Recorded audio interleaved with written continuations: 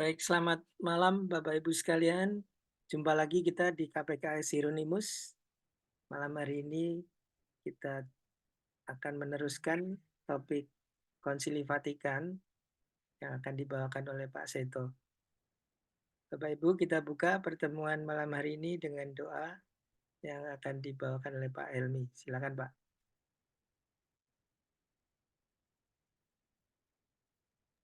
Ya, baiklah.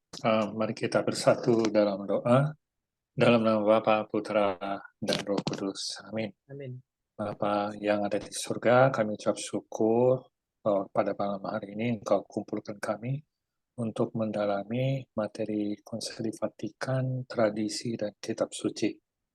Ya Bapa, kami mohon Kau berkati kami semua, khususnya Pak Seto yang akan memberi materi pengajaran, kemudian juga pengertian, pemahaman daripada materi tersebut. Ya Bapa, bukakanlah hati kami, perasaan jiwa pikiran kami, agar kami sungguh dapat menyimak apa yang disampaikan oleh Pak Seto, dan tentulah kami mohon bimbingan roh-Mu, roh yang sudah bersemayam dalam diri kami, agar kami sungguh dapat mengerti semuanya. Ya Bapa, kami alasi doa dengan Bapa kami yang ada di surga, dimuliakan namamu, datanglah kerajaan-Mu, jadilah kehendak-Mu di atas bumi seperti di dalam surga. Berilah kami rezeki pada hari ini, dan ampunilah kesalahan kami, seperti kami pun mengampuni yang bersalah kepada kami. Dan jangan masukkan kami dalam pencobaan, tetapi bebaskanlah kami dari yang jahat. Amin. Kemuliaan kepada Bapa, Putra, dan Roh Kudus, seperti pada permulaan, sekarang, selalu, dan sepanjang segala masa. Amin. Dalam nama Bapa, Putra, dan Roh Kudus. Amin. Amin. Terima kasih Pak Helmi. Sama-sama, Pak. Baik, Bapak Ibu sekalian, mari kita dengarkan pengajaran dari Pak Seto. Silakan Pak. Ya, terima kasih. Selamat malam Ibu Bapak dan saudara-saudara semua. Malam. Malam ini khusus kita akan bicara tentang bagaimana kitab suci harus ditafsirkan, ya.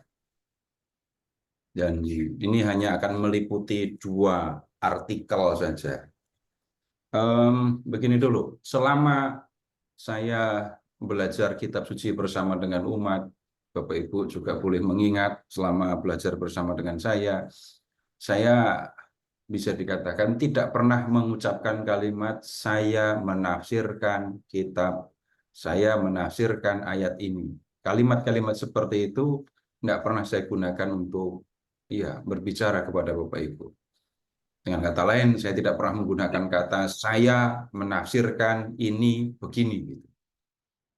Kenapa saya melakukan yang seperti itu? Sebenarnya ya soalnya praktis saja alasannya. Ketika mendengar kata menafsirkan, seolah-olah sejauh yang saya temukan, saya jumpai, saya punya pendapat tentang ayat ini. Nah, kalau itu yang terjadi, maka itu sama sekali bukan tafsir. Sama sekali bukan tafsir. Itu pendapat. Kalau berbicara tentang tafsir, maka hal yang perlu diingat adalah usaha untuk memahami ucapan atau tulisan. Usaha untuk memahami apa yang dimaksudkan oleh pembicara atau penulis, itu yang disebut tafsir. Jadi kalimat saya menafsirkan, ya seringkali artinya kemudian saya punya pendapat atau menurut pendapat saya begini. Benar bahwa orang punya pendapat, tetapi kalau urusan tafsir itu kalau orang berbicara maka orang perlu memperhatikan banyak hal. Banyak hal. Nah, kemudian begini, apakah kita tidak boleh menafsirkan? Tidak ada masalah untuk menafsirkan. Saya bicara tentang pribadi saya kok. Tetapi ketika orang mau menafsirkan isi kitab suci, itu ada patokannya, itu ada pedomannya, ada tuntunannya. Tidak bisa orang punya ide lalu mengatakan saya punya ini, saya menafsirkan begini-begini. Kalau mau menjelaskan atau menunjukkan apa yang dikatakan oleh penulis kitab suci, maka ada hal-hal yang memang perlu mendapatkan perhatian. Nah, Dei Verbum artikel 12 itu memberikan tuntunan ya, walaupun singkat sekali. Nanti akan ada bagian lain, ada dokumen lain yang memberikan penjelasan mengenai hal ini. Nah, sekarang kita lihat dulu dokumennya ya.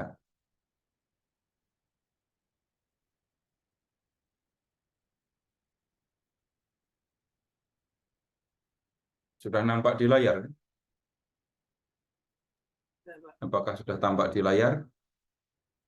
Sudah. Sudah ya. Jadi ini dulu artikel 12 ya, bagaimana kitab suci harus ditafsirkan. Adapun karena Allah dalam kitab suci bersabda melalui manusia secara manusia, maka untuk menangkap apa yang oleh Allah mau disampaikan kepada kita, penafsir kitab suci harus menyelidiki dengan cermat apa yang sebenarnya mau disampaikan oleh para penulis suci dan apa yang mau ditampakkan oleh Allah dengan kata-kata mereka. Nah, ini hakikat dari tafsir, menyelidiki dengan cermat apa yang sebenarnya mau disampaikan oleh penulis suci, para penulis kitab suci, bukan memasukkan ide saya ke dalam ayat. Dan yang menjadi lebih serius, apa yang mau ditampakkan oleh Allah dengan kata-kata yang ditulis oleh para penulis kitab suci. Nah, kemudian lihat ke ayat artikel 13. Jadi dalam kitab suci, sementara kebenaran dan kesucian Allah tetap dipertahankan, jadi dalam kitab suci, nampaklah turunnya kebijaksanaan yang menakjubkan supaya kita mengenal kebaikan Allah yang tak terperikan, betapa ia melunakkan bahasanya dengan memperhatikan dan mengindahkan kodrat kita. Sebab sabda Allah yang diungkapkan dengan bahasa manusia telah menyerupai pembicaraan manusiawi seperti dulu Bapa yang kekal, seperti dulu sabda Bapa yang kekal dengan mengenakan daging kelemahan manusiawi telah menjadi serupa dengan manusia. Bapak Ibu perhatikan ini ya, betapa ia melunakkan bahasanya dengan memperhatikan serta mengindahkan kodrat kita. Bukan manusia yang disuruh memahami bahasa Allah, tetapi Allah yang menggunakan bahasa manusia. Bukan manusia yang di bumi itu disuruh memahami bahasa surga, tetapi yang di surga berbicara dengan bahasa manusia yang tinggal di bumi. Nah, sekarang begini, kalau Bapak Ibu sebenarnya melakukan yang sama dengan yang dilakukan Tuhan. Bapak Ibu bisa mengucapkan huruf S dengan jelas?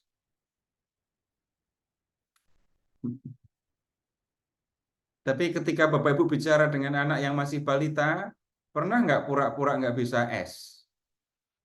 Minumnya susu apa cucu? Jelas saya bisa bicara S, tapi ketika bicara dengan anak kecil, saya mengikuti bahasa yang dipahami oleh anak-anak. Bahkan dengan kata-kata, dengan ucapan yang bisa diterima oleh telinga balita itu. Semua bisa mengucapkan huruf R, tapi ketika bicara dengan anak kecil, seolah-olah nggak bisa bicara atau mengucapkan huruf R. Kalau Bapak Ibu kita berbicara kepada anak kecil yang balita itu tadi, misalnya anak umur 3-4 tahun, ya sampai 3 tahun aja dah.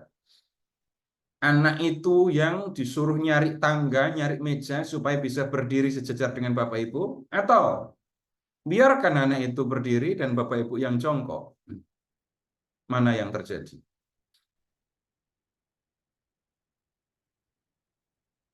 Yang pertama atau yang kedua? Yang kedua. Dan Bapak Ibu ketika melakukan itu pakai mikir dulu apa enggak? Enggak. Enggak, langsung mengerjakannya. Kenapa kok Bapak Ibu melakukan yang seperti itu? Di otak itu di bawah kesadaran, jangan-jangan ya. Itu sudah langsung memahami. Yang saya ajak bicara itu anak kecil yang tingginya jauh di bawah saya, yang kemampuan berpikirnya jauh di bawah saya, yang kemampuannya mengucapkan kata-kata jauh di bawah saya. Itu yang tersimpan. Sehingga kemudian cara saya bersikap, posisi badan saya, cara saya berbicara, gaya saya berbicara, seperti langsung menyesuaikan begitu.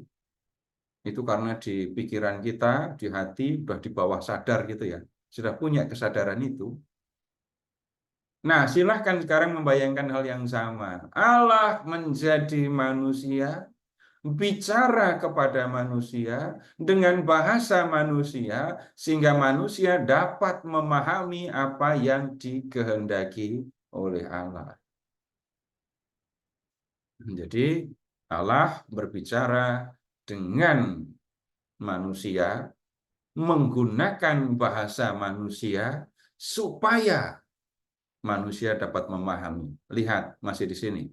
Sabda Allah yang diungkapkan dengan bahasa manusia telah menyerupai pembicaraan manusiawi. Ya, pembicaraan yang manusiawi. Ada begitu banyak hal yang ini kalau diucapkan dengan kalimat atau dengan nada yang biasa, benar-benar kita ya berbicara atau bisa mengucapkan firman Allah dengan cara yang sangat biasa. Nah, kemudian sekarang begini. Tujuan dari ilmu tafsir itu adalah memahami apa yang sebenarnya mau disampaikan oleh para penulis kitab suci. Dan kemudian firman Allah itu disampaikan dengan bahasa manusia. Nah, Bapak Ibu, lihat ini artikel Alinea yang ini. Untuk menemukan maksud para pengarang suci, antara lain perlu diperhatikan juga jenis-jenis sastra. Sebab dengan cara yang berbeda-beda, kebenaran dikemukakan dan diungkapkan dalam nas-nas yang dengan aneka cara bersifat historis atau profetis atau poetis atau dengan jenis sastra lainnya.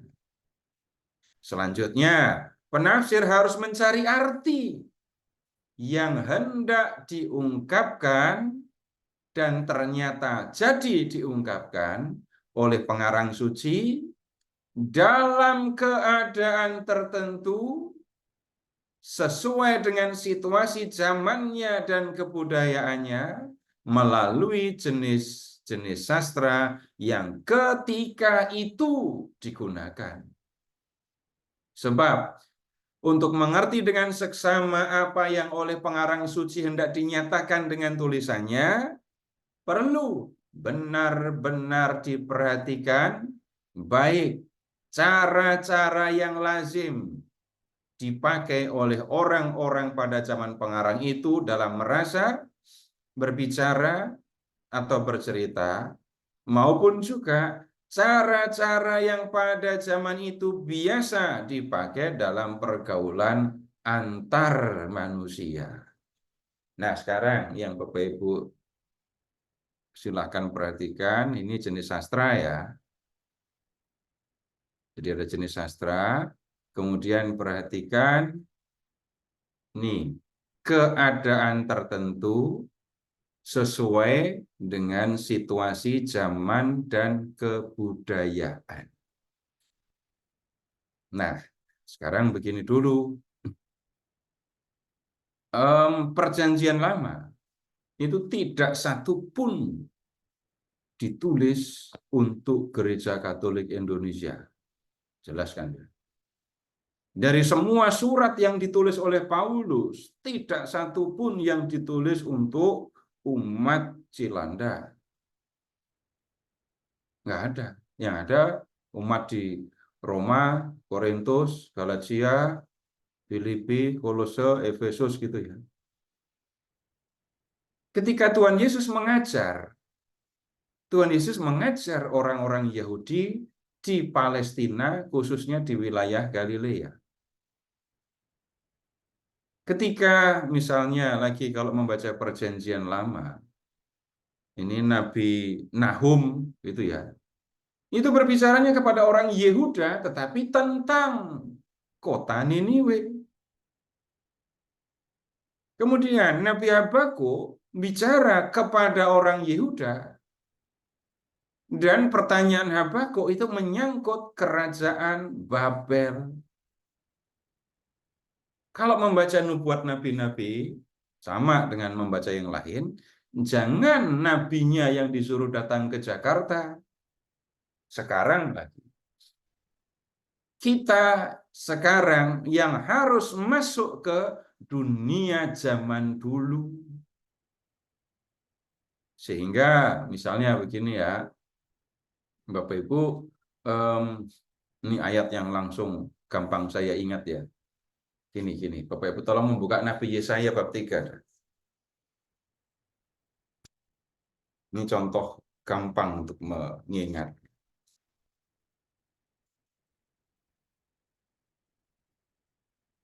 Yesaya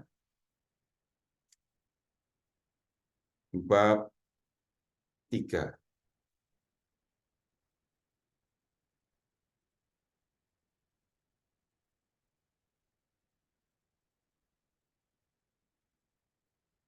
Udah ketemu? Lihat ke ayat 16. Ayat 16 ya. Tuhan berfirman, oleh karena wanita Sion telah menjadi sombong dan telah berjalan dengan jenjang leher dan dengan main mata, berjalan dengan dibuat-buat langkahnya dan gemerincing dengan giring-giring kakinya, maka Tuhan akan membuat batu kepala wanita Sion penuh kudis. Dan Tuhan akan mencukur rambut sebelah dahi mereka. Amati hal yang sederhana. Yesaya, ya, ini atas nama Tuhan, bicara tentang wanita Sion. Jadi jelas yang dimaksudkan wanita Sion. Tapi wanita Sion yang dimaksudkan itu adalah yang hidup di zaman Nabi Yesaya. Bukan wanita Sion yang hidup di zaman sekarang. Nah, kalau menemukan atau membaca teks kitab suci yang seperti ini, dan banyak Bapak Ibu, hampir seluruh Alkitab kita harus memperhatikan yang seperti ini. Maka yang harus dilakukan adalah, lihat ya, Yesaya melihat para perempuan Sion. Yesaya mengamati, melihat para perempuan yang tinggal di Yerusalem.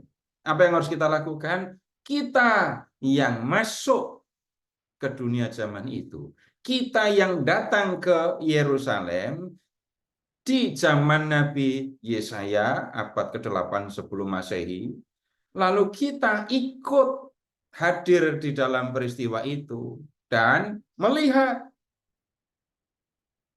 apa yang terjadi. Yesaya bicara tentang perempuan-perempuan Sion. Kemudian kalau Bapak Ibu mengingat misa hari Minggu bacaan kedua gitu ya. Bacaan diambil dari surat Paulus kepada jemaat di Roma misalnya.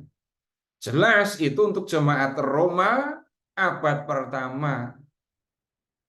Maka yang harus dilakukan itu adalah kita yang masuk ke Roma abad pertama, seolah-olah kita hadir ketika Paulus berbicara kepada orang Roma. Jadi itu yang perlu diperhatikan, itu yang perlu diingat. Kalau tidak seperti itu, yang terjadi bagaimana? Lihat ayat di dalam Alkitab, lalu ketemu ayat yang menarik, ayat yang menyenangkan, nah itu baru diambil. Lalu dipikir-pikirkan, cocok ini untuk saya. Ayat-ayat yang tidak dimengerti, ayat-ayat yang sulit, ayat-ayat yang menyusahkan akan diabaikan. Ayat-ayat yang membuat orang bisa tersinggung disingkirkan. Kenapa orang bisa tersinggung? Karena berpikir seolah-olah ayat itu langsung untuk dirinya sendiri. Seolah-olah Paulus bicara kepada saya, seolah-olah Yesaya bicara kepada saya. Padahal yang sebenarnya terjadi, saya mendengar Paulus bicara kepada jemaat di Roma. Yang terjadi adalah saya melihat Nabi Yesaya mengecam para perempuan Sion. Nah, ini perlu mendapatkan perhatian. Maka ketika kita belajar kitab suci, hal seperti ini, hal yang berkaitan dengan situasi zaman, kebudayaan, cara orang berpikir, cara orang berbicara, kita perhatikan. Nah, kemudian yang harus diperhatikan juga itu adalah jenis sastra. Jenis sastra. Nah, yang disebut di sini Bapak Ibu hanya 3 aja ya, historis, profetis, dan puitis. Nah, kemudian sekarang begini, Bapak Ibu pernah nggak ngalami membaca WA dan marah? Pernah membaca WA lalu marah apa enggak?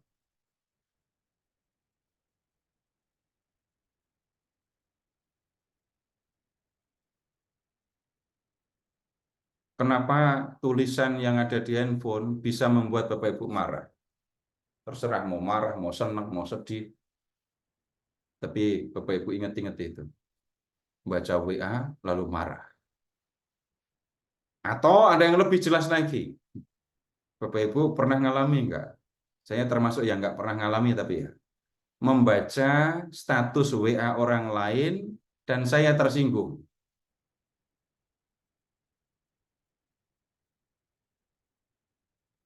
Pernah ngalami enggak? Atau pernah ngelihat enggak? Orang menjadi marah setelah membaca status orang lain. Apa yang terjadi ketika orang membaca status orang lain kok bisa marah? Memposisikan dirinya. Itu orang sedang menafsirkan, memahami apa yang tertulis, lalu mengenakan, lalu berpikir seolah-olah firman itu yang ada di dalam WA itu ya untuk dirinya gitu. Tahu-tahu muncul di status WA seseorang, sudah tua tidak tahu diri. Waduh. Loh, kalau sampai ada orang menulis status begitu lalu saya menjadi marah, lalu saya akan mengingat, saya pernah ada kejadian apa dengan orang itu yang nulis status itu. Oh, lalu saya akan tahu juga orang itu sebenarnya mau bicara kepada saya. Ketika saya menjadi marah, ketika saya menjadi sedih, perhatikan Bapak Ibu, kita berusaha memahami apa yang dia tulis, dan kemudian walaupun orang itu bicara tanpa tujuan kepada siapa maksudnya, tapi saya menangkap kalimat itu untuk saya. Nah, sekarang begini, kalau orang berbicara tentang jenis-jenis sastra gitu ya, dalam kehidupan kita ketika belajar dari kecil sampai dewasa, itu kita sudah berusaha dan kita tahu bagaimana membaca menurut jenis-jenis sastra. contoh yang seringkali saya sampaikan, Bapak Ibu silahkan mengingat kalau sedang baca novel. Masih baca novel enggak? Ditanya pada nggak mau jawab. Dulu waktu muda, Pak. Berarti pernah. Sekarang udah enggak lagi. Kalau Bapak Ibu baca novel, posisi duduknya seperti waktu baca buku matematika apa enggak? Enggak. Santai. Posisi Santai. duduknya bisa berbeda loh ya. Ya. 40.000 buset mahal juga ya nonton 40.000 bakso. Mahal lah. Jangan pakai piring, Bu.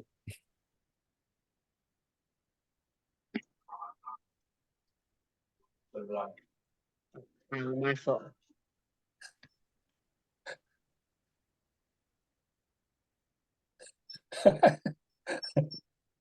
Kemudian sekarang, Bapak Ibu tolong ingat-ingat ketika membaca novel. Apa yang terjadi dengan kita waktu baca novel?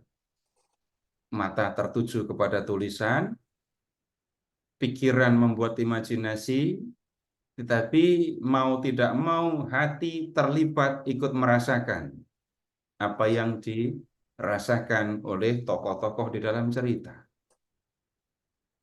Kemudian Bapak Ibu ketika sedang membaca novel, Bapak Ibu bertanya enggak, ini beneran terjadi apa enggak? Ini beneran terjadi apa enggak? Enggak akan bicara begitu. Nikmati saja ceritanya. Enggak bingung kita dengan itu terjadi apa enggak, kejadiannya di mana juga enggak bingung. Tapi kemudian ketika Bapak Ibu membaca puisi, baca puisi. Kalau membaca puisi tanpa suara, berasa enggak? Baca puisi enggak pakai suara. Baca puisi kalimatnya ucapannya datar-datar saja. Enggak ada rasa apa-apa kalau itu yang terjadi. Kita membuat pembedaan. Langsung kalau baca puisi, nah harusnya begini. Bahkan kalaupun membaca dalam hati, itu di pikiran kita membacanya sudah dengan tekanan-tekanan yang orang lain nggak dengar karena hanya di dalam hati. Nah, kemudian cara memahami cerita, cara memahami puisi, cara menikmati cerita, cara menikmati puisi, cara membaca surat, menikmati surat itu beda-beda dan langsung kita membuat pembedaan. Waktu kos masih kuliah dulu, masih kirim surat nggak tuh? Masih, Pak. Tolong ingat-ingat waktu membaca surat. Ya, ketika membaca surat, saya memegangi tangan, saya pegangin surat, mata saya Baik. ngeliatin tulisan, tapi Baru, saya berbicara atau membaca dalam hati seolah-olah itu dengan nada orang yang kirim surat itu. Kalau yang nulis surat itu bapak saya kalau ngomong begini saya tahu. Kalau waktu itu yang nulis surat itu pacar saya ngerti dia kalau berbicara bagaimana. Sehingga saya pun seolah-olah menirukan cara dia berbicara, cara dia mengucapkan kata demi kata. Yang ngajari cara pembedaan cara-cara seperti itu siapa? Tidak tahu. Proses belajar yang panjang. Nah, kemudian Bapak Ibu silahkan sekarang menyebutkan peribahasa yang Bapak Ibu masih ingat. Peribahasa. besar pasak daripada tiang. Besar pasak daripada Tiang. tiang. Berakit. Kemudian begini, waktu itu pelajaran SD kelas berapa itu dulu ya? Kelas 3, Pak. Lupa, Pak. Kemudian langsung diberitahu artinya gitu kan. Bahkan ketika menghafal peribahasa, kata demi kata saya ingat, artinya pun saya hafalkan kata demi kata. Tapi kita tidak pernah diajari membaca peribahasa itu bagaimana. Sehingga banyak orang yang sebenarnya tidak tahu pasak itu bagaimana. Banyak rumah yang nggak punya tiang lagi sekarang. Nah, kemudian membacanya harusnya bagaimana? Nomor satu, baca, pahami harafiahnya. Dua, baru pahami maknanya. Nah, kalau membaca peribahasa yang kita pelajari waktu SD itu, kita hanya diberitahu peribahasanya dan artinya. Cara membacanya, harafiahnya, nggak pernah diajarin. Sehingga ada hal-hal yang bahkan kita nggak ngerti itu maksudnya apa. Pucuk dicinta, ulam tiba. Kemudian pertanyaannya, ulam itu apa? Banyak yang nggak ngerti kan, ulam itu apa? Ini bahasa Indonesia ya, bukan bahasa Jawa. Ini kalau bahasa Jawa, wah artinya sudah lain sama sekali. Nah, sekarang itu orang membaca peribahasa, itu caranya juga sudah berbeda. Kalau kita membaca kitab suci, kita akan menemukan macam-macam jenis sastra. Sekarang Bapak Ibu buka kitab Nahum. Seperti yang saya sudah sampaikan tadi, kita akan lihat sebagai contoh. Nahum bab 1.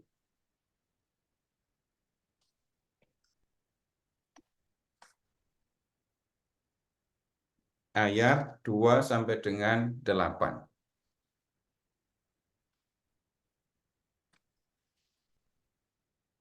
Apa yang dikatakan di situ? Nahum bab 1 ayat 2 sampai dengan 8. Dibaca, Pak. Ya, baca, Pak. Tuhan itu Allah yang cemburu dan pembalas. Tuhan itu pembalas dan penuh kobaran amarah. Tuhan itu pembalas lawan-lawannya dan pendendam kepada musuh-musuhnya. Tuhan itu panjang sabar dan besar kuasanya, tetapi sekali-kali ia tidak membebaskan orang bersalah dari hukuman. Tuhan berjalan dalam puting beliung dan badai, dan awan adalah debu kakinya. Ia menghardik laut dan mengeringkannya, dan segala sungai dibuatnya gersang. Basan dan Karmel menjadi tandus, dan kembang Libanon menjadi layu. Gunung-gunung berguncang di hadapannya, dan bukit-bukit mencair. Bumi terungkit di hadapannya, dunia serta seluruh penduduknya. Siapa dapat berdiri menghadapi geramnya? Siapa tahan terhadap murka yang bernyala-nyala? Luapan amarahnya tercurah seperti api, dan gunung-gunung batu roboh karena dia. Tuhan itu baik, tempat perlindungan pada waktu kesusahan. Ia memperhatikan orang-orang yang berlindung padanya. Bahkan dalam banjir yang melanda, ia menghabisi sama sekali orang-orang yang bangkit melawan dia, dan musuhnya dihalaunya ke dalam gelap. Nah, saya tidak akan bicara segala sesuatu mengenai teks ini ya. Tapi Bapak Ibu coba lihat ke ayat 3, mulai dari ia berjalan dalam puting beliung dan badai, dan awan adalah debu kakinya. Ia menghardik laut dan mengeringkannya dan seterusnya. Nah, Bapak Ibu, nabi-nabi itu sebagian besar kalau berbicara dengan bahasa puisi. Jadi kalau bicara jenis sastra, maka jelas jenis sastra yang digunakan oleh para nabi kebanyakan adalah puisi. Nah, kalau membaca puisi, Bapak Ibu silahkan mengingat cara berbicara dengan puisi. Sebutkan puisi yang Bapak Ibu syairnya masih ingat. Sebutkan. Aku, kalau sampai Loh, kok berhenti? aku kalau sampai waktuku. Lupa, Nah, kalau Pak. dalam Merayu. lupa. Aku. Terus di dalam puisi itu Khairil kan menyebut diri, aku ini binatang Jalan. jalan. Dari Itu kumpulan yang namanya apa? Dari kumpulannya terbuang. Kalau bicara tentang gaya bahasa, ini gaya bahasa apa? Majasnya apa? Kairil itu kan manusia, tapi kok membandingkan dirinya dengan binatang. Binatangnya binatang jalan. Jalan itu apa? Jalan. Liar. Kalau dia membandingkan diri dengan binatang liar, Bapak Ibu kemudian nggak usah berpikir binatang liar yang kakinya 2, terus punya tangan. Nggak begitu kan?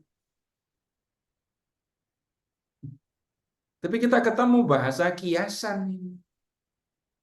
Kemudian ada di syair itu, ada nggak Khairil yang mengatakan ingin hidup 1000 tahun lagi? Ada, Pak.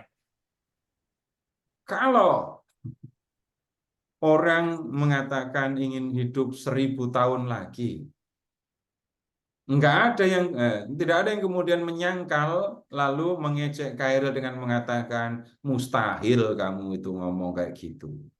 Orang itu lo paling hidup sampai 100 tahun. Nggak ada perdebatan, omongan Khairil nggak masuk akal. Tapi kalau bicara tentang gaya bahasa, kita ketemu gaya bahasa hiperbola kan. Nah, puisi syarat banyak menggunakan macam-macam gaya bahasa ini. Nah, bagaimana kemudian membacanya? Langkah pertama sederhana saja Bapak Ibu, pahami harafiah. Aku ini binatang jalang. Nah, itu pahami harafiah, binatang liar dari kumpulannya terbuang. Bayangkan Bapak Ibu ada kumpulan binatang liar, 1 ekor terbuang. Nah, kita kan membayangkan entah binatangnya itu apa. Sekarang kalau Bapak Ibu membaca Nahum, yang itu tadi, ia, ini Tuhan ya, berjalan dalam puting beliung dan badai. Bisa membayangkan puting beliung, badai? Ya. Sekarang kalau ada orang masuk dalam puting beliung, apa yang akan terjadi? Hilang, Pak. Hilang. Bawa. Berangkat entah kemana. Tapi lihat Bapak Ibu, Tuhan berjalan dalam puting beliung. Ya, bayangkan Tuhan berjalan dalam puting beliung. Kalau kemudian dikatakan awan adalah debu kakinya, awan adalah debu kakinya. Awan itu kan tinggi.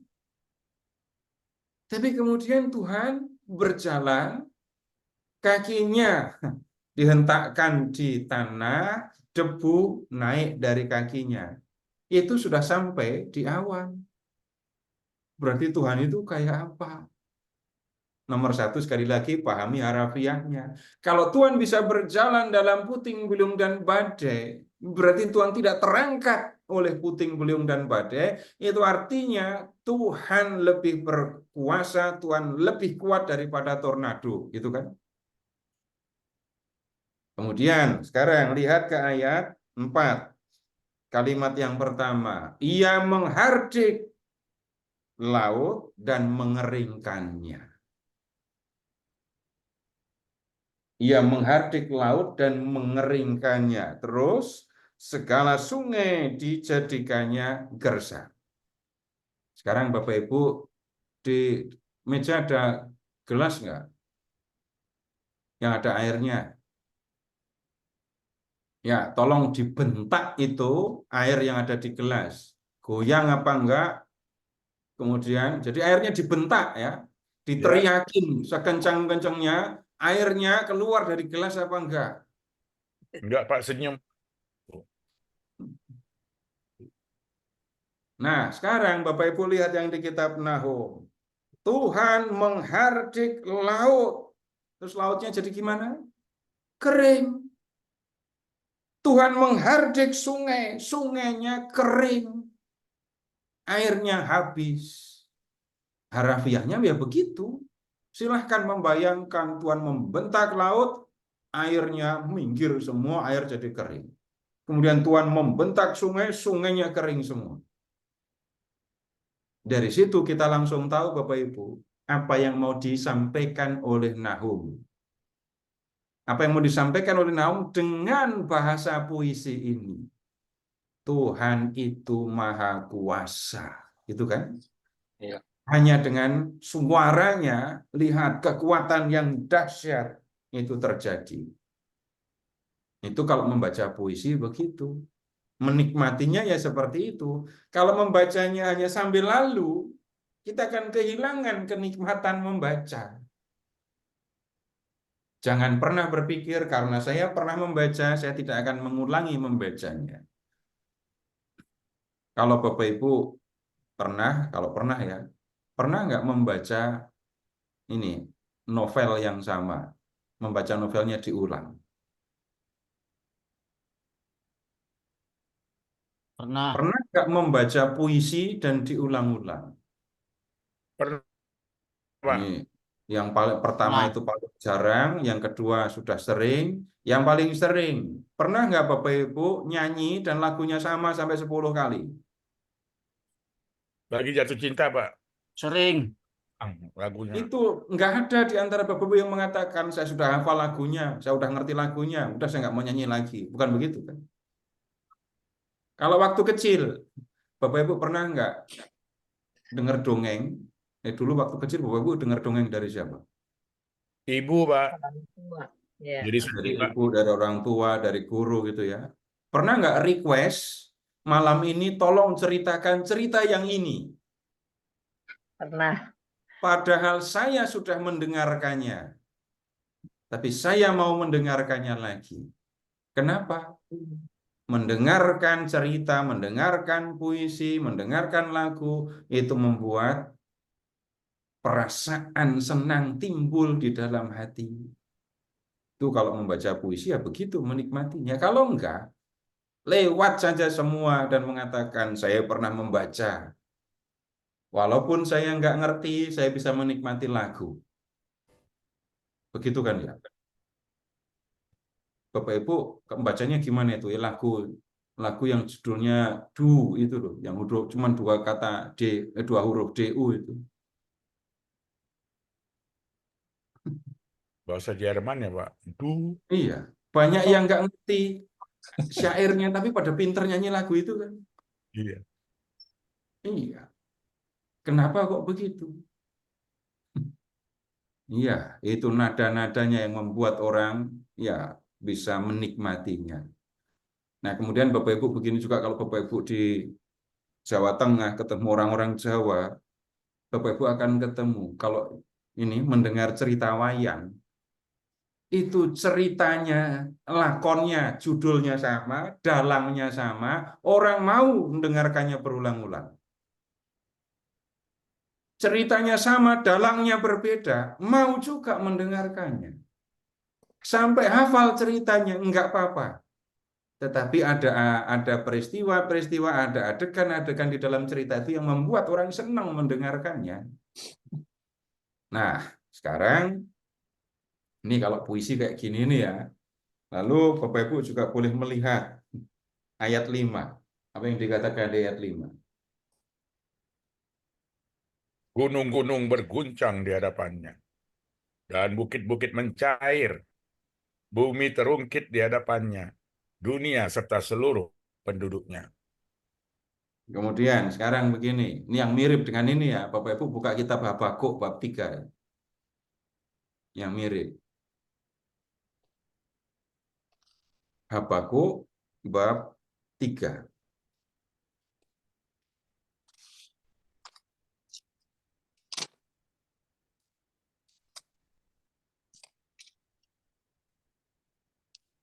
Silahkan ke Habakuk bab 3. Lihat ayat 3. Allah datang dari negeri Teman, yang maha kudus dari gunung Paran. Keagungannya menutupi segenap langit dan bumi penuh dengan pujian kepadanya. Ada kilauan seperti cahaya, sinar cahaya dari sisinya. Dan disitulah terselubung kekuatannya. Nah, ini. Coba lihat yang ayat 5. Apa yang dikatakan di ayat 5?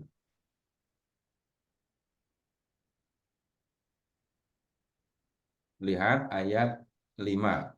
Jadi Habakuk bab 3 ayat 5. Di depannya berjalan sampar dan wabah mengikuti jejaknya. Bayangkan saja. Tuhan berjalan datang dari Teman kan tadi. Ya. Lalu di depannya itu yang berjalan adalah penyakit sampar. Terus di belakangnya, di belakang Tuhan, apa yang jalan? Wabah. Wabah. Kalau yang lama dipakai kata demam. Tuhan berjalan, di depannya, dia dikawal itu ya. Dikawal, di depannya itu sampar, di belakangnya wabah. Harafiah begitu. Nah, sekarang yang ini yang saya katakan mirip dengan yang di Nahum tadi. Ia berdiri dari posisi duduk, kemudian Tuhan berdiri. Apa yang terjadi? Bumi bergoyang. Kemudian setelah berdiri, Tuhan nengok, melihat berkeliling. Apa yang terjadi ketika Tuhan berkeliling? Bangsa-bangsa melompat terkejut, gunung-gunung hancur, bukit-bukit merendah.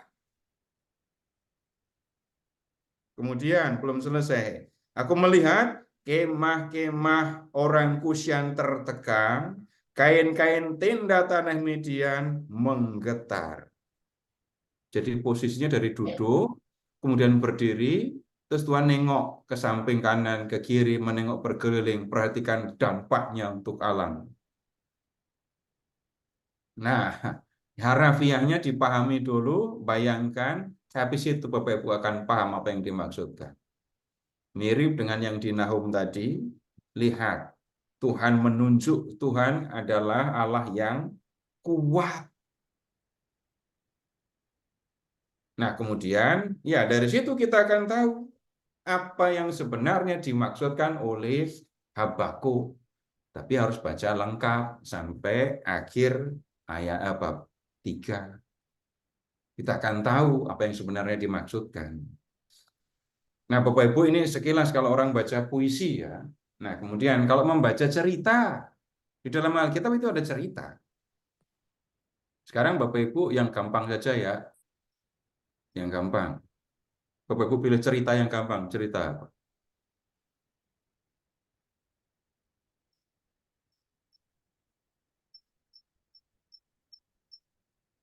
Masuk nggak ingat cerita di Alkitab?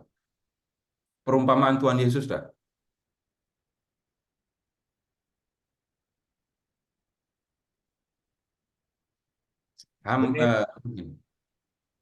Kenapa? Lebih dari separuh isi Alkitab itu berupa cerita. Karena kalau kita mengerti bagaimana membaca cerita, ya minimal kita bisa membaca itu lebih dari separuh Alkitab. Nah, sekarang begini, orang di zaman dulu itu berbicara juga menggunakan cerita, ya. Ngomongnya langsung berhadapan, tetapi tidak berbicara dengan kalimat lugas, menggunakan cerita. Yesus pernah mau ditangkap untuk dibunuh karena bercerita.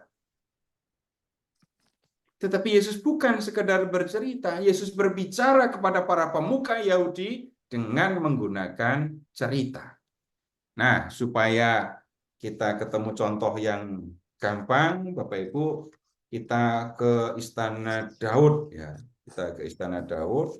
Silahkan ke 2 Samuel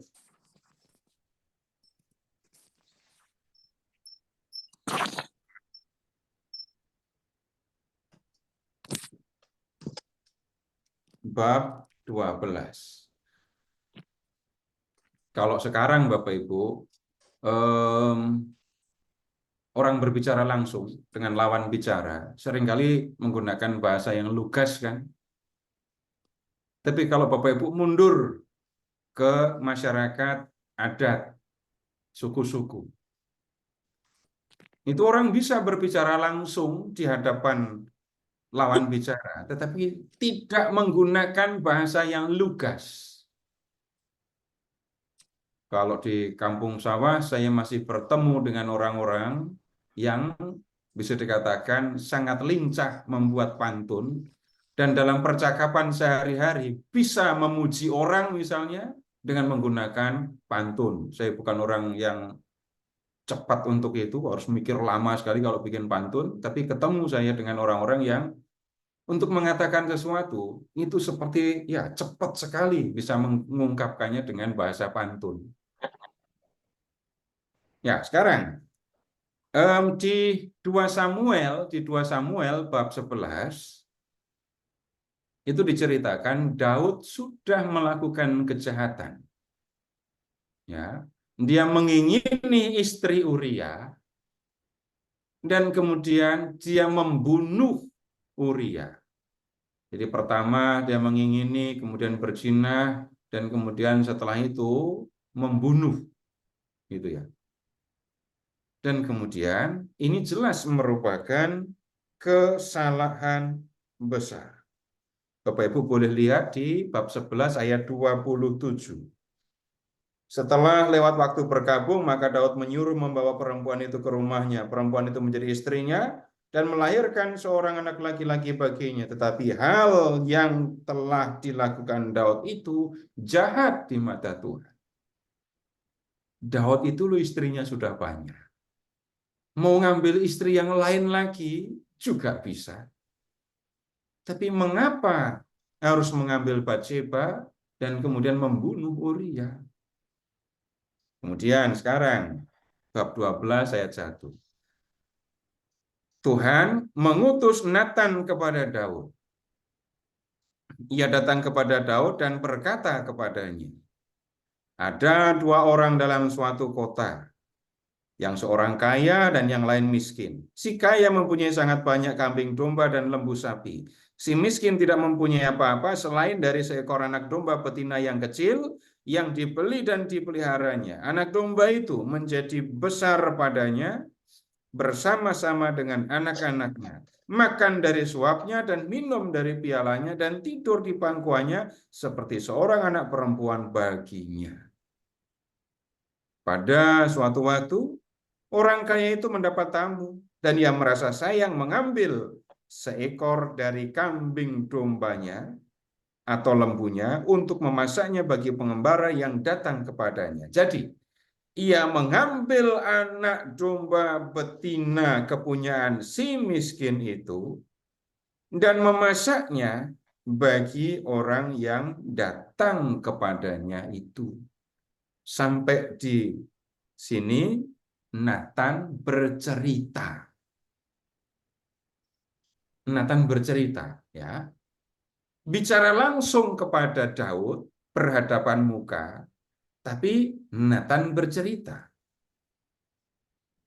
Kalau menggunakan kalimat lugas, maka Natan akan mengatakan, kamu jahat karena mengambil Batsheba dan membunuh suaminya. Itu kalau kalimat lugas. Tapi cara orang berbicara zaman dulu sekali lagi berbeda. Nah, orang dulu rupanya berbicara, menyampaikan sesuatu dengan menggunakan cerita. Nah, sekarang kita lihat reaksi Daud. Ayat 5.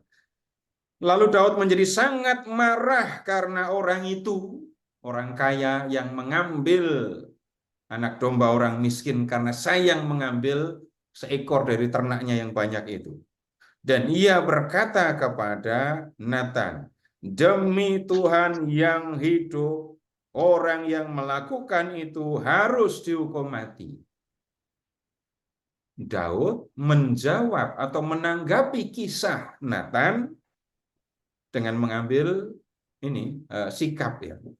Orang kaya yang sudah berlaku jahat itu harus dihukum mati. Kenapa? Orang yang sudah berlaku sangat jahat kalau begitu. Hukumannya mati. Tapi kemudian lihat, dan anak domba betina itu harus dibayar gantinya 4 kali lipat karena ia telah melakukan hal itu dan karena ia tidak kenal belas kasihan. Daud mendengar cerita lalu menanggapi. Ayat 7. Kemudian berkatalah Nathan kepada Daud.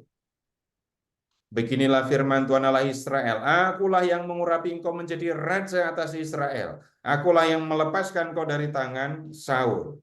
Telah kuberikan seisi rumah tuanmu kepadamu, istri-istri tuanmu ke dalam pangkuanmu. Aku telah memberikan kepadamu kaum Israel dan Yehuda, dan seterusnya. 9. Mengapa engkau menghina Tuhan dengan melakukan apa yang jadi matanya? Uria orang Het itu kau biarkan ditewaskan dengan pedang, istrinya kau ambil menjadi istrimu, dan dia sendiri telah kau biarkan dibunuh dengan pedang Bani Amon. Lugasnya, kalau Nathan harus berbicara, itu yang disampaikan dari ayat 7. Tapi kenapa kok Nathan menggunakan cerita? Sekali lagi, cerita adalah salah satu cara yang digunakan oleh orang zaman dahulu untuk berbicara. Tapi kemudian lebih lanjut, cerita itu bicara bukan hanya kepada otak, tetapi juga kepada hati. Bicara kepada otak, karena ketika mendengar cerita, orang membayangkan adegan yang diceritakan. Bicara kepada hati, ya, karena membuat hati orang terlibat di dalam cerita itu. Daud menjadi marah. Nah, kemudian sekarang Bapak Ibu kita lihat contoh yang lain ya. Silahkan ke Injil Markus.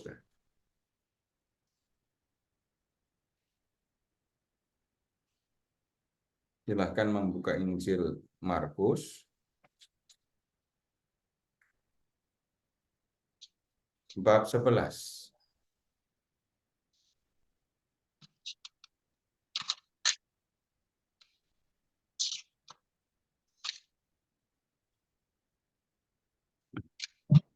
Sudah ketemu? Di bab 11 mulai dari ayat 15, ini Yesus mengusir para pedagang yang berjualan di Bait Allah.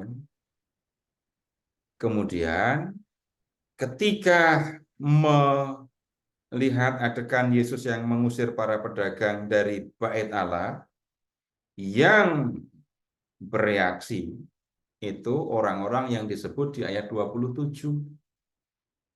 Lalu Yesus dan murid-muridnya tiba pula di Yerusalem. Ketika Yesus berjalan di halaman Bait Allah, datanglah kepadanya imam-imam kepala ahli-ahli Taurat dan tua-tua. Lalu mereka bertanya kepada Yesus, dengan kuasa manakah engkau melakukan hal-hal itu? Apa hal-hal itu? Mengusir para pedagang di Bait Allah. Ya. Kemudian Yesus ditanya begitu. Dan kita menemukan teknik Yesus ketika menjawab. Yesus tidak menjawab dengan kuasa A, dengan kuasa B. Enggak. Di ayat 29, Yesus balik mengajukan pertanyaan. Kamu pengen tahu jawabanku? Dengan kuasa siapa, dengan kuasa mana aku melakukan tindakan itu?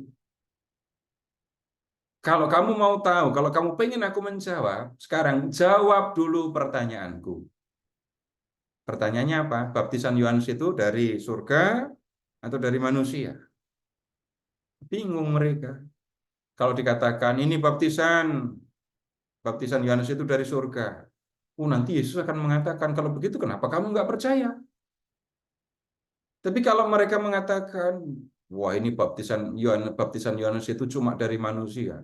Murid Yohanes yang percaya kepada Yohanes banyak sekali. Mereka menganggap Yohanes nabi dan tugasnya datang dari surga. Mengatakan baptisan Yohanes itu dari manusia, sama dengan menyangkal kenabian Yohanes, orang banyak pasti akan menyerang para pemimpinnya sendiri. Lalu mereka memutuskan untuk diam. Ayat 33. Lalu mereka menjawab Yesus, kami tidak tahu. Nggak mau jawab mereka. Maka kata Yesus kepada mereka. Nah, merekanya itu siapa? Imam kepala, ahli Taurat, orang Farisi, tua-tua tadi yang disebut di ayat 27. Imam kepala, ahli Taurat, dan tua-tua orang Farisi belum muncul. Kemudian Bapak Ibu lihat ke 12 ayat 1. Lalu Yesus mulai berbicara kepada mereka dalam perumpamaan. Merekanya ini siapa? Sekarang lihat ke ayat 12. Lalu mereka berusaha menangkap Yesus karena mereka tahu bahwa merekalah yang dimaksudkan dengan perumpamaan itu. Mereka ini semuanya menunjuk kepada para pemuka agama Yahudi, imam kepala, ahli Taurat, dan tua-tua. Lihat Bapak Ibu 12:1, Yesus berbicara kepada mereka, ahli Taurat, imam kepala, dan tua-tua. Bicaranya bagaimana? Adalah seorang yang membuka kebun anggur dan menanam pagar sekelilingnya. Yesus bercerita. Dan ini banyak dilakukan oleh Yesus. Dan ini satu cara yang biasa juga digunakan oleh orang-orang Yahudi di masa lampau. Nah, sekarang kalau kita membaca cerita bagaimana? Pakai cara yang sama dengan kalau Bapak Ibu membaca ini. Entah novel, entah cerpen, entah cerita rakyat, entah legenda, terserah cerita yang manapun. Mata tertuju kepada tulisan, pikiran diaktifkan untuk membuat gambaran atau imajinasi, dan sekaligus juga untuk mengerti jalan cerita ya, logika. Kenapa A sedih? Nah, nanti kalau di dalam cerita pasti harus ada jawabannya.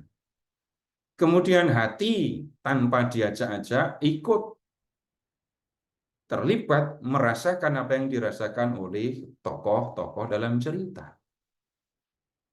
Nah, kebenaran disampaikan dengan puisi, kebenaran juga disampaikan dengan cerita.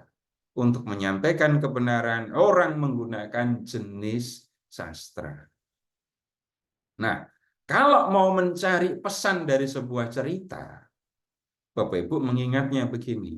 Pesan dari sebuah cerita itu tersimpan di dalam tokoh-tokohnya.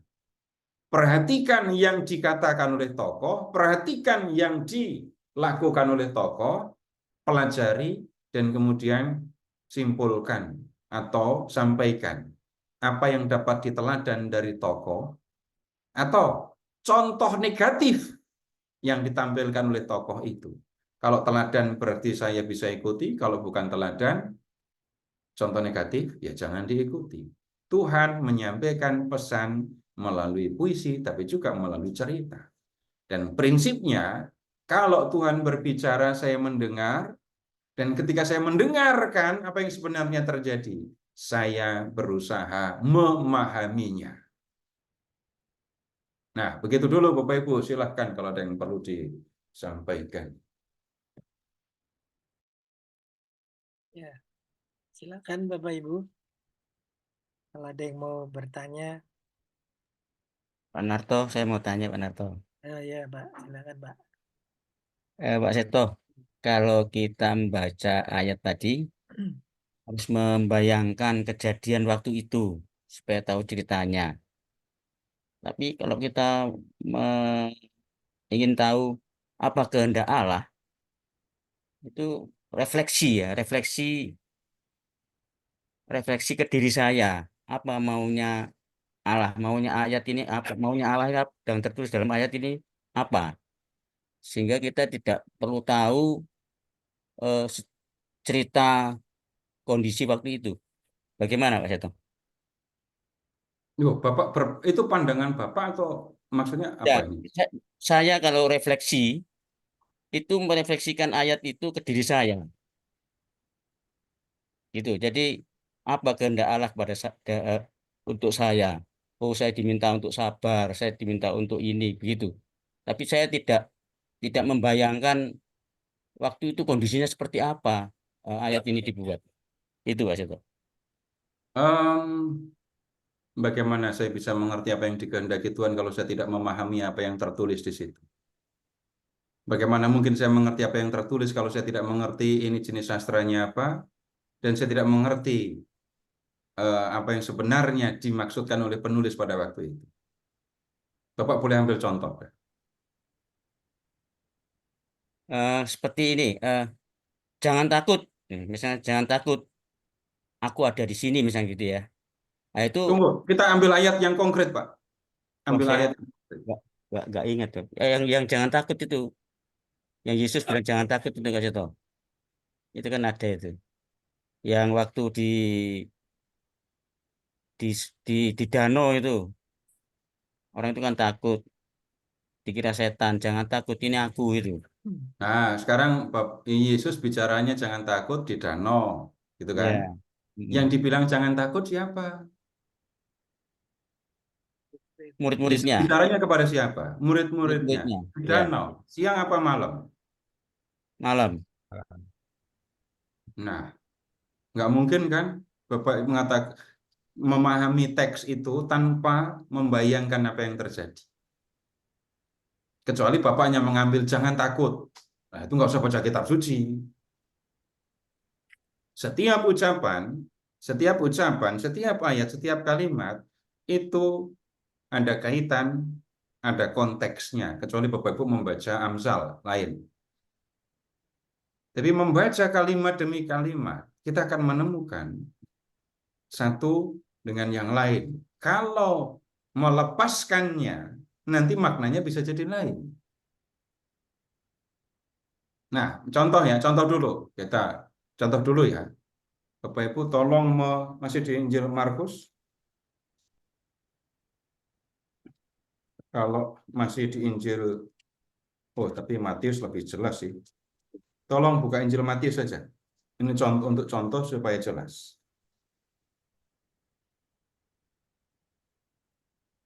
Bab 19.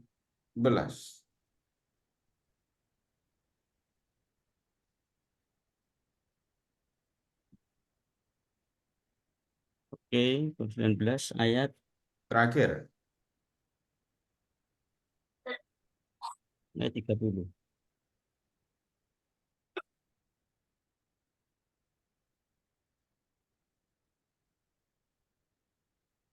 Kalau ini boleh juga dilihat bab 20 ayat 16.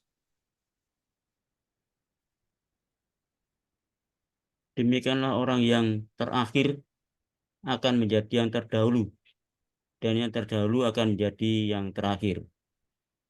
Nah, seringkali kalau membaca kalimat itu, demikianlahnya hilang, yang diingat yang terdahulu menjadi yang terakhir menjadi terdahulu.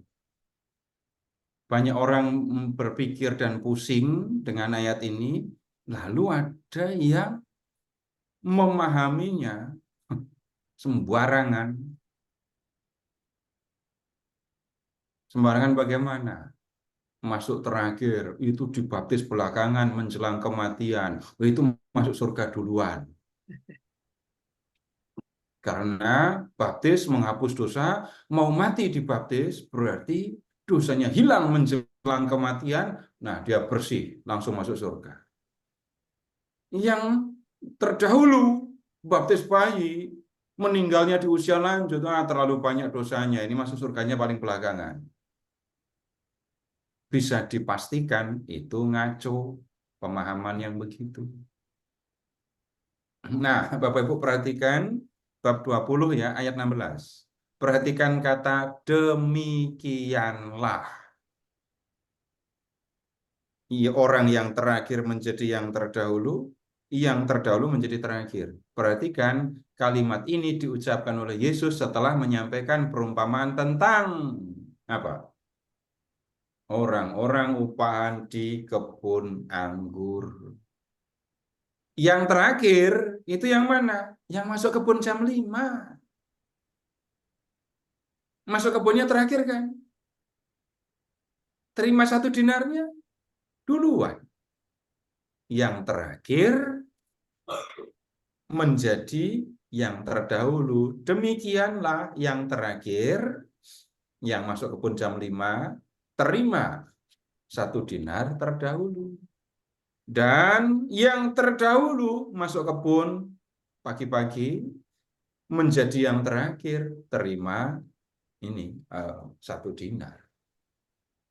Sudah berbeda kan pemahamannya kalau kita menempatkan ayat kalimat pada tempatnya. Nah, kemudian sekarang begini dulu. Sudah kayaknya sudah bukan waktunya Bapak Ibu. Saya masih mengatakan yang sama. Untuk membaca 1 perikop, membaca seluruh Alkitab, bahkan hanya untuk mencari ayat-ayat yang mengesankan, ayat-ayat yang mengena, ayat-ayat yang menarik perhatian saya. Kalau kita mengambil ayat-ayat yang seperti itu, Bapak Ibu, itu menolong kita untuk mengerti maksud keseluruhan perikop apa enggak? Enggak. Bisa dipastikan tidak. Hanya karena saya terkesan dengan yang terdahulu jadi yang terakhir. Karena saya ingat ini. Padahal bukan itu maksud ayatnya. Nah, kemudian sekarang begini. Ketika membaca teks kitab suci, ingat, nomor 1, saya mengerti apa yang tertulis.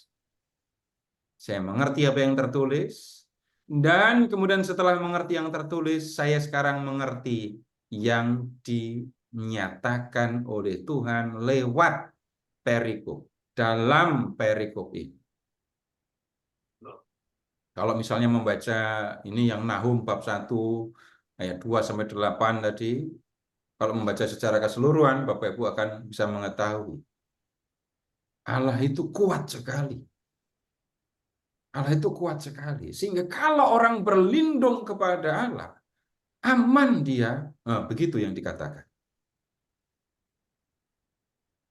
Kalau ada orang yang lemah, berlindung kepada Tuhan, orang lemah itu mau diganggu oleh orang yang kuat, maka Tuhan akan bertindak sebagai pelindung dengan cara menghancurkan, mengalahkan mereka, musuh-musuh yang mengganggu orang lemah itu. Kalau membaca dengan cara, tadi ya, saya nggak ngomongin Pak Edi sebenarnya, ngomongin yang lebih luas. Saya terkesan dengan kata pendendam. Berarti kenapa kok saya terkesan dengan kata pendendam?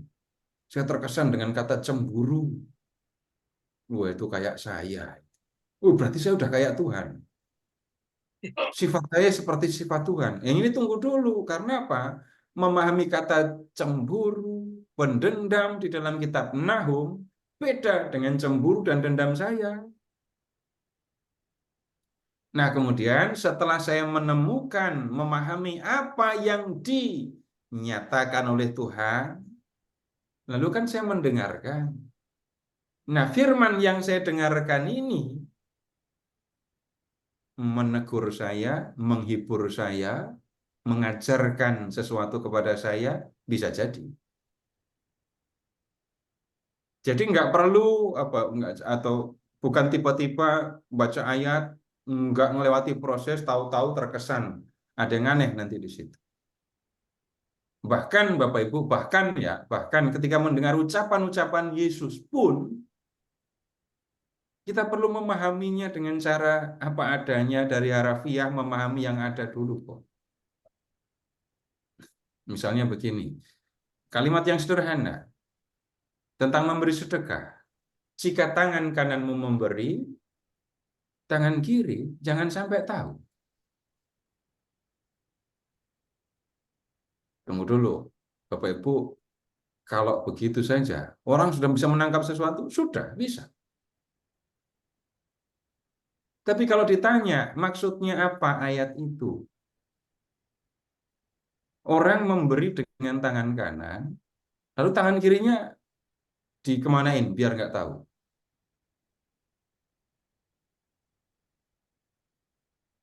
Dan ini yang dimaksudkan apa? Tangan kanan dan tangan kiri itu nggak pernah jauh. Nggak pernah jauh. Tetapi kalau tangan kanan memberi, tangan kiri nggak boleh ngelihat. Kalau kamu memberi sedekah, jangan sampai orang tahu, termasuk orang-orang yang di dekatmu. Biar hanya Tuhan yang tahu. Loh, kenapa Tuhan Yesus ngomongin sedekah? Ayo. Kenapa Tuhan Yesus ngomongin sedekah? Apakah tiba-tiba Yesus bicara tentang sedekah? Enggak.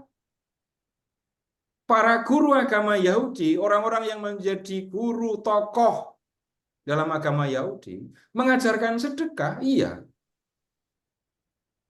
Itu bagian dari keutamaan orang Yahudi. Tetapi guru-guru agama Yahudi, para pemuka agama Yahudi, itu kalau memberi sedekah, munafik. Mereka kalau memberi sedekah seringkali sambil memukul, sambil meniup trompet. Maksudnya, mereka memberi sedekah supaya dilihat orang. Dan Tuhan mengatakan, mereka sudah dapat upahnya loh ya. Upahnya apa? Dipuji. Dan itu yang mereka cari. Nah, bisa jadi saya mengerti tanpa melihat latar belakang dan lain-lain. Ya, tapi pengertian saya tetap akan sedikit. Kalau saya melihat lebih luas, lebih lanjut, kenapa firman ini disampaikan, untuk siapa, mengapa yang menyampaikan, maka kita akan menemukan pesannya bisa jadi jauh lebih kuat daripada kalau hanya sekedar saya membaca. Begitu, Pak. Terima kasih, Pak Sugeng. Ya, mari. Ada yang lain lagi? Mungkin Pak Narto, saya boleh. Ya. Ini sekedar sharing Pak Seto. Jadi kalau saya baca di Verbum yang menjadi pembahasan kita malam ini itu di sini cukup dalam gitu. Pada saat itu pada Vatikan kedua, Konsili Vatikan kedua dulu itu bisa membahas tentang tafsir kitab suci itu cukup lengkap.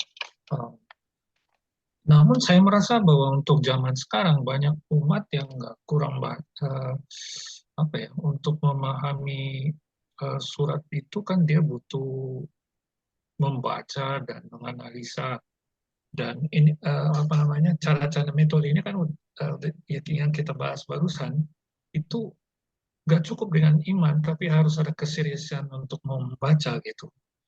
Seperti contoh kita yang udah mengikuti Pak Seto, bukan berarti ngerti semua, malah banyak yang nggak ngerti, tetapi at least kita ada usaha mau mendalami dan mendapatkan pencerahan gitu. Nah, apa yang ingin saya sampaikan itu adalah bahwa bagaimana zaman sekarang umat kita banyak yang beriman, mau ke gereja, mau membuat perbuatan yang amal yang baik, tetapi mereka kurang mau membaca gitu. Padahal sabda Tuhan itu begitu luar biasa ya kalau kita baca gitu ya, banyak memberi arahan kita untuk menjadi orang kudus gitu, berusaha untuk orang kudus gitu. Nah, berkaitan dengan menjadi fasilitator nanti di September, saya pikir kalau kita ikuti metode yang diajarkan oleh buku pedoman yang kita peroleh, tetapi kalau umatnya minat bacanya kurang, dia untuk memahami kayak tadi kita membahas tentang ayat yang perumpamaan orang upah di kebun anggur. Kalau dibahas ayat 16 itu kalau nggak baca seluruhnya dan memahami, mengerti betul, baru bisa membahas gitu. Jadi maaf jadi panjang ceritanya. Jadi intinya kadang-kadang saya merasa prihatin gitu. Saya membaca, mau memahami, tapi orang lain kayaknya masa bodoh gitu. Bagaimana menyikapi hal tersebut, Pak Seto? Harusnya yang nanya itu saya ya Pak. Iya, ya. Kenapa? Ya, Tahun depan saya 25 tahun mengerjakan pekerjaan ini. Dan kemudian kalau dibilang ada banyak kemajuan di dalam gereja Katolik, luar biasa. ya, Nggak ya. bisa saya pungkiri. Iya. Tetapi masih tetap banyak orang-orang Katolik yang tidak memandang ilmu, pengetahuan, firman itu penting. Kalau bahasa sinisnya gitu ya, seolah-olah mereka mengatakan, ngapain belajar yang seperti itu. Saya begini aja tetap Katolik kok. Ya, kadang-kadang bisa sampai kepada ini ada sikap yang, ya terus mau diapain orang-orang kayak gitu. Kalau mau jujur Bapak Ibu, tugas saya lebih besar, lebih ringan daripada tugas Bapak Ibu di lingkungan. Ngajak orang untuk mau datang, untuk mau membaca, itu jauh lebih sulit. Saya nggak bohong, saya jujur ngomongin itu. Kalau saya kan tinggal menemui orang-orang yang mau belajar. Kalau nggak mau belajar kan nggak nyari saya tuh. Nah, kemudian begini. Ini saya memikirkan serius sebenarnya, dan itu sejalan dengan apa yang ada, yang saya pikirkan, yang saya lakukan. Ya. Ini pastor parokinya Pak Joni di Tegal itu. Kan ada kursus kitab suci di Tegal, saya pergi ke sana untuk belajar bersama umat di sana. Lalu saya bertemu dengan pastor paroki, bicara serius, ya tenang tapi isinya serius. Lalu beliau mengatakan begini, kalau saya pergi meninggalkan paroki ini, Bapak Ibu orang-orang dewasa yang ikut kursus itu tidak akan murtad. Tetapi bagaimana dengan anak-anak umur bina iman, umur bina iman remaja?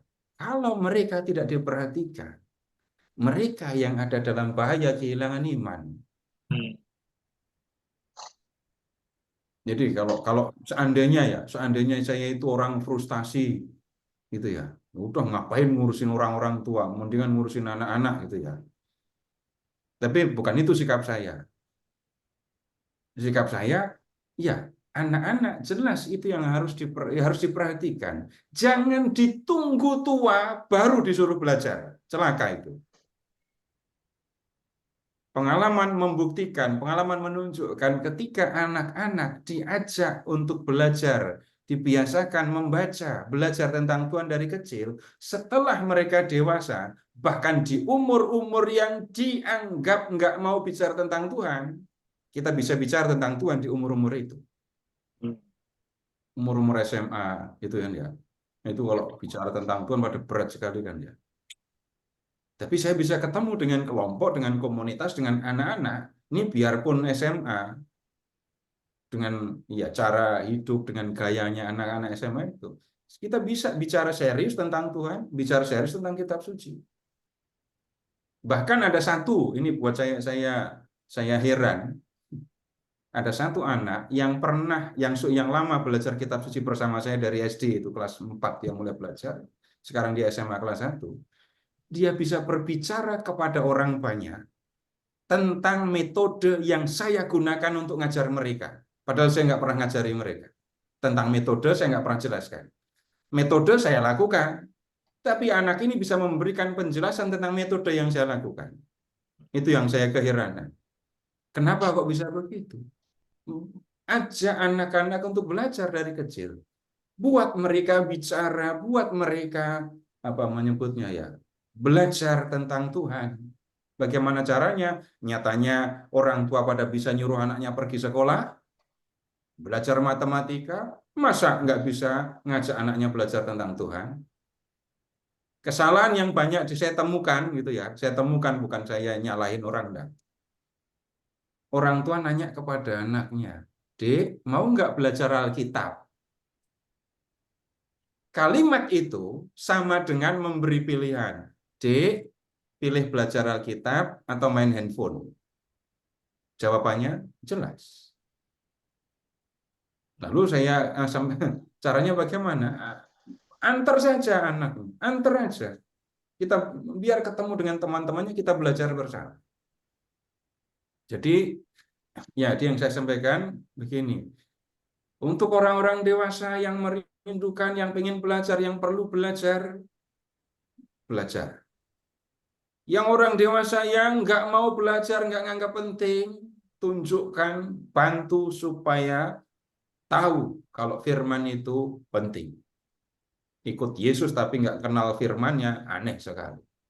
Untuk anak-anak, nah itu saya langsung dari orang dewasa saya ke anak-anak.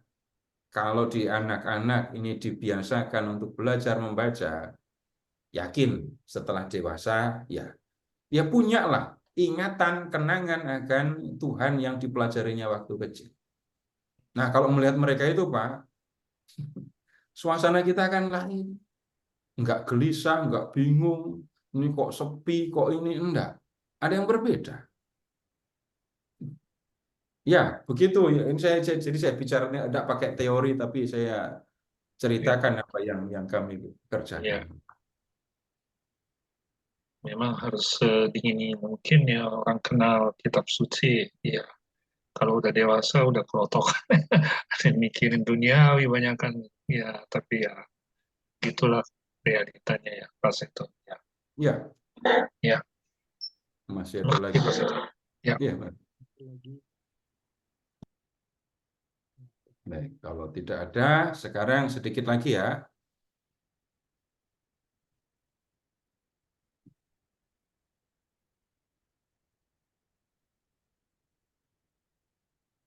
Sedikit, bentar.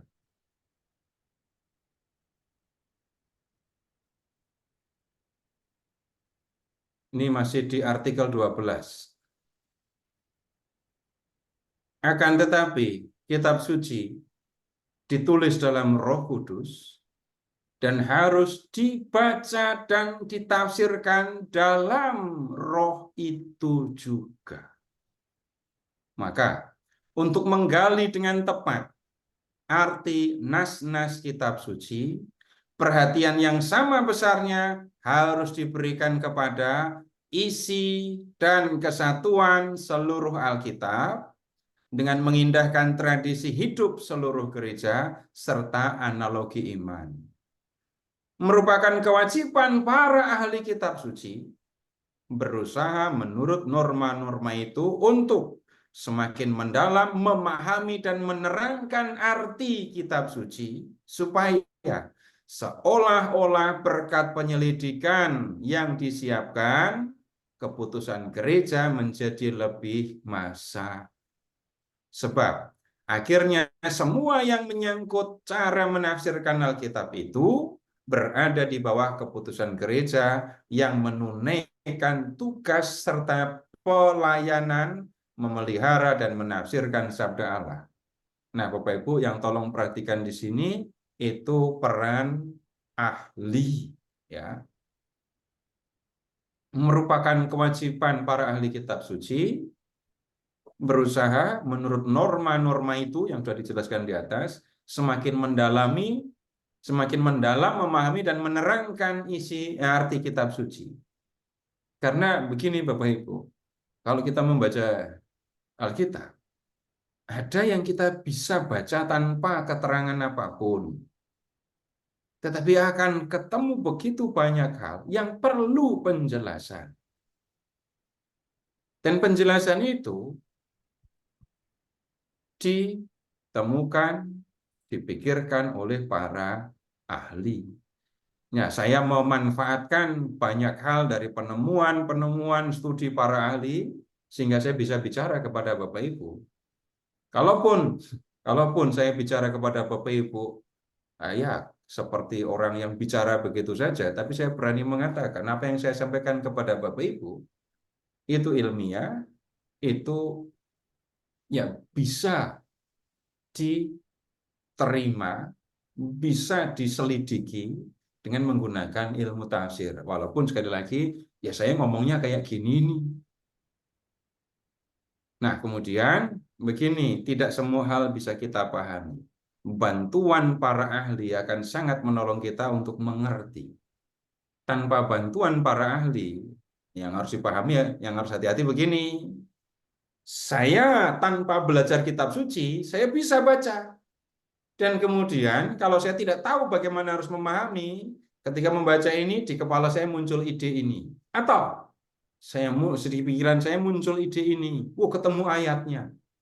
Sehingga saya bisa bicara tentang isi pikiran saya, pendapat saya, tapi saya bungkus pakai ayat sehingga apa yang saya katakan seolah-olah isi firman Tuhan. Kalau di dalam surat 2 Petrus, itu yang mengalami nasib seperti itu surat-surat Paulus. Suratnya itu sulit. Maka banyak orang sudah membaca dan menyalahgunakan surat-surat Paulus. Untuk apa? Untuk kepentingan mereka sendiri. Jadi bukan meremehkan kemampuan kita, tapi Bapak Ibu, untuk banyak hal kita perlu belajar dari orang yang lebih pandai, yang lebih berilmu, yang lebih punya pengetahuan. Nah, ini kita perlu lihat, kita perlu perhatikan, dan inilah Bapak Ibu cara kita untuk membaca dan memahami apa yang tertulis dalam kitab suci. Begitu Bapak Ibu untuk malam hari ini. Terima kasih. Selamat malam. Ya, baik Pak Seto, terima kasih banyak Pak. Memang memahami isi kitab suci, kalau kita sendirian memang rasanya agak sulit. Jadi dibutuhkan teman-teman yang sudah mendalami lebih dahulu, lebih akurat ya. Seperti kita setiap hari Selasa juga diberi pengajaran oleh Pak Seto, ini kan salah satu cara ya supaya kita lebih tahu bagaimana sebenarnya isi dari kitab suci ini, bagaimana memahaminya supaya memang tidak terjadi salah paham ya. Kadang-kadang isi dari satu perikop dibawakan bahkan oleh Romo pun bisa salah gitu. Kadang-kadang bisa beda tanggapan gitu ya. Dan itu mungkin bisa menyebabkan menyebarnya berbeda gitu, bisa salah mengartikan ya. Maka memang kita butuh orang-orang yang ahli, yang sudah mendalami untuk bisa menyampaikan kepada kita semua. Mudah-mudahan pertemuan semacam ini bisa lebih berguna ya, berguna bagi kita semua. Baik Bapak Ibu, kita akhiri pertemuan pada malam hari ini. Ikuti terus pertemuan minggu depan dan seterusnya masih mengenai kunci Vatikan ini. Baik, kita tutup pertemuan malam hari ini dengan doa. Silakan Pak Helmi. Baik, mari kita bersatu dalam doa dalam nama Bapa, Putra, dan Roh Kudus. Amin. Bapa yang ada di surga, kami ucap syukur bahwa pada hari ini kembali kami dapat arahan pengajaran daripada di Verbum dan banyak hal ya, yang kami peroleh ya Bapak. Terima kasih Bapak, di mana kami dapat belajar dari Pak Seto dalam generasi yang sama. Dan ya Bapak, dalam sisa hidup kami ingin mendalami lebih jauh tentang kitab suci, dan sebisa kami ingin membagikan kepada teman-teman atas pemahaman dan pengertian yang kami peroleh dari pengajaran dari Pak Seto. Ya Bapak, sebentar lagi kami akan tutup ya Bapak. Berilah kami istirahat yang baik sehingga esok hari kami dapat bangun dalam keadaan sehat dengan sukacita menghadapi kehidupan fana ini, yang mana Engkau senantiasa melindungi, membimbing, dan mengarahkan kami. Terima kasih Bapa, Yesus, dan Roh Kudus. Kemuliaan kepada Bapa, Putra, dan Roh Kudus, seperti pada permulaan, sekarang, selalu, dan sepanjang selalu. Amin. Dalam nama Bapa, Putra, dan Roh Kudus. Amin. Terima kasih Pak Helmi. Kasih. Terima kasih. Bapak Ibu sekalian. Ya, Terima kasih Pak Seto. Terima kasih Pak Seto. Selamat malam.